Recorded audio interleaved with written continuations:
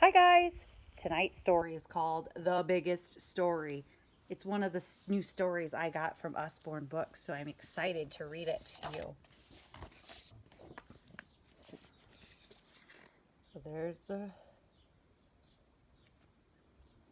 first page. I'm going to try and get it out of the light so it looks a little bit better.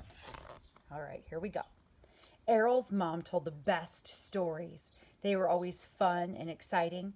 So one afternoon, when there was nothing to do, Errol knew a story was just what she needed. Unfortunately, there was a plumbing problem. Sorry, Errol, said his mom. The pipe won't fix itself.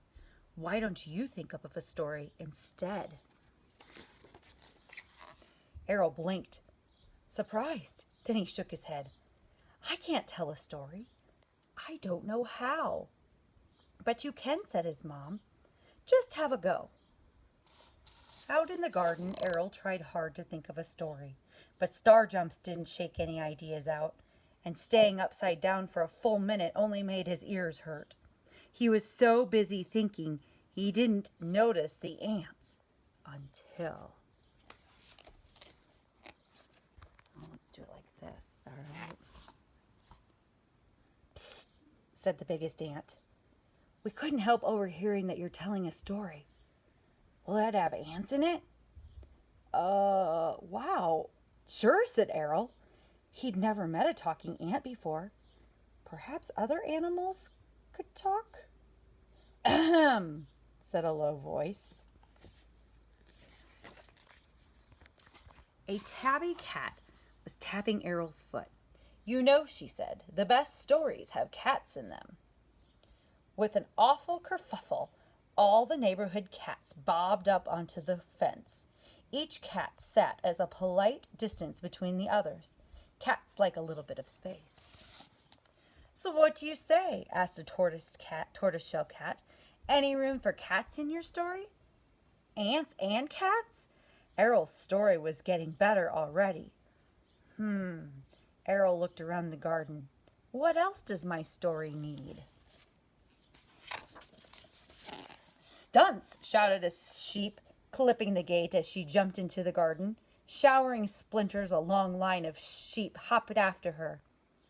You need action, excitement, paragliding. Sheep do all that stuff. Done, Errol said. He had everything he needed to start his story. But then... the ground trembled and shook. A mob of meerkats burst through the fence. Elephants, lizards, pandas, monkeys, even a sleek leopard followed. So, the leopard looked excited. Word in the wildlife park is you're telling a story. Good news. We're in. Errol gave a low whistle. To fit everyone in, this story would have to be big. Okay, he said, but that's definitely it. There is no room for anyone else. Not even...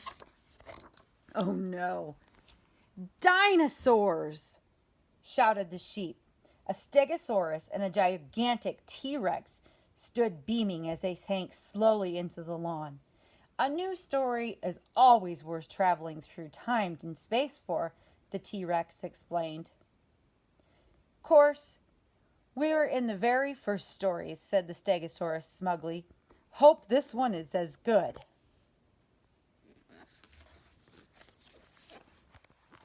Sorry, guys. The audience fell silent, waiting for the story to begin. Errol gulped. He felt as though he had eaten too much pizza, and the pizza was made of bees. Would his story be any good? I've got my tea. Errol's mom sat down, but didn't seem to notice that her chair was covered in monkeys. I'm all ready for your story. Errol grinned at her. Then he took a deep breath and began. The biggest story. Oh no, T-Rex is in trouble. She's stuck in the middle of a fiery volcano. Eek! You'll never escape dino breath. Ha ha ha ha ha. Catapults, ready. But here comes T-Rex's friends. Hooray! We're coming, T-Rex. Wait, hot lava. Poor T-Rex, not even her friends can help her now. Bye-bye, boat. Is this the end for T-Rex? Extinction time. Hold up, you pesky felines. Wait, is it?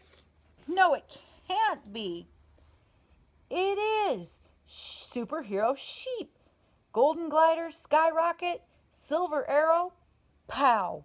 Whoosh. My heroes. Foiled again. Bad luck. T-Rex is saved.